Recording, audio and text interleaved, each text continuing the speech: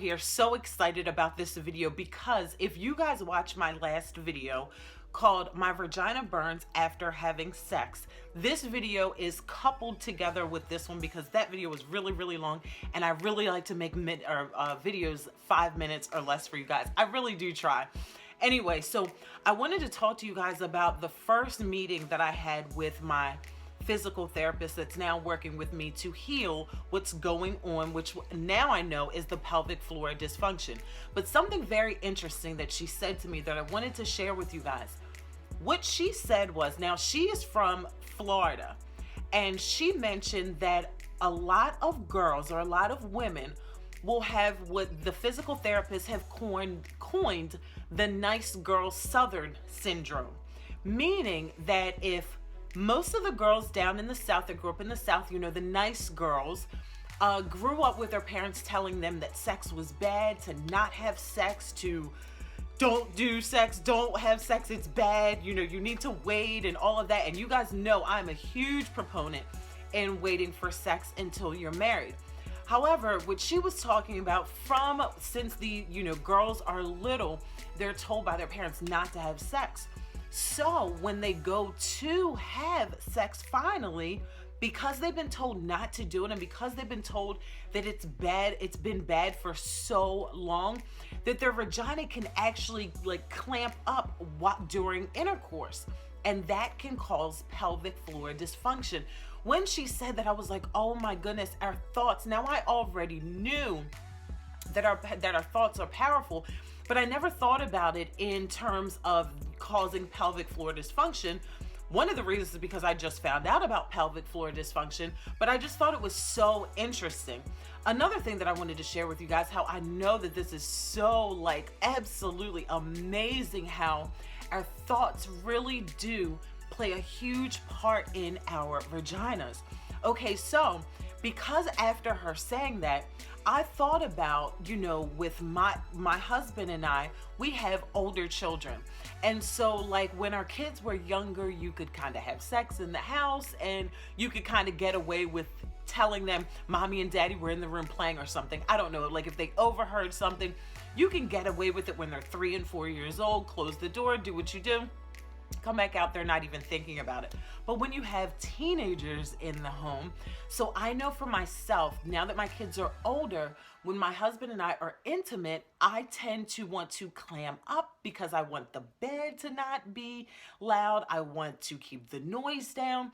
And so I'm not fully engaged in the act when my children are home or when we are home with the children, if we're not out at a hotel or just somewhere else other than in the house with them.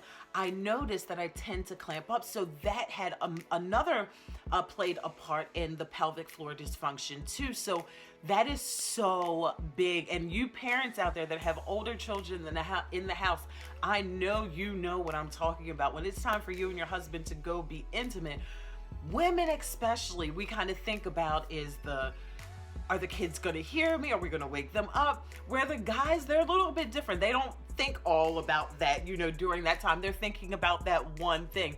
So especially for us women, we really have to be able to relax and pay attention to our body when we notice that we're clamming up.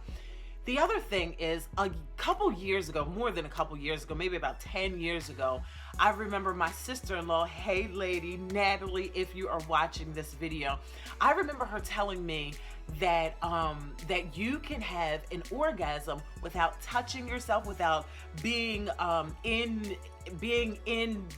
intimate with someone else, like not having someone else there. It can just be you. And she was telling me how she was able to bring herself to orgasm just through her thoughts. Now back then I was like, yeah, right. Like, how do you do that? And blah, blah, blah. Like, I just wasn't grasping. And I'm like, how are you possibly bringing yourself to orgasm without any physical touch? Until one fine day, I was able to do that without giving you guys too much information, because I do talk about, orgasms and masturbation and things like that in a class that I teach.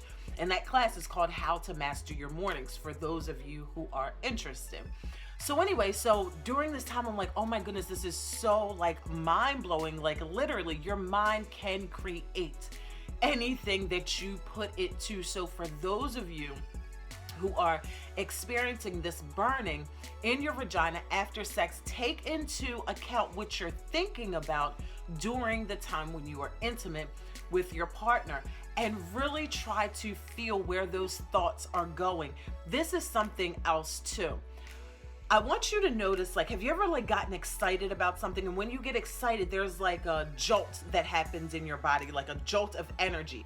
Some people feel it in their chest area, some people feel it in their belly, and some people feel it below the belt.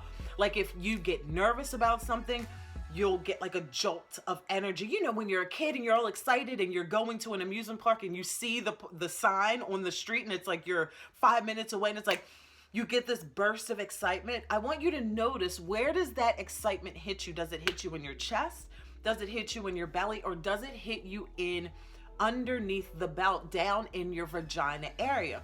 For me, when I get excited, it all goes down to my vagina. So I know that when I'm meditating now going forward, I have to be so intentional to get that breath to go deep down inside so I can relax it as much as I possibly can, not just while I'm in physical therapy. So I have to make sure that I'm breathing really deep. And I want you guys to think about, where do you feel your excitement? Because that's where your thoughts are going to penetrate the most. Some people get chest burn, their stomach gets upset, or they can feel it, like I said, below the belt. So think about that too. That is another thing that I wanted to share with you guys concerning the vagina area and your thoughts. I really hope this video is helpful to you guys, which I've gotten so many messages letting me know that you guys are enjoying this type of content. So I will see you guys in the next video. I love you guys from the bottom to the top.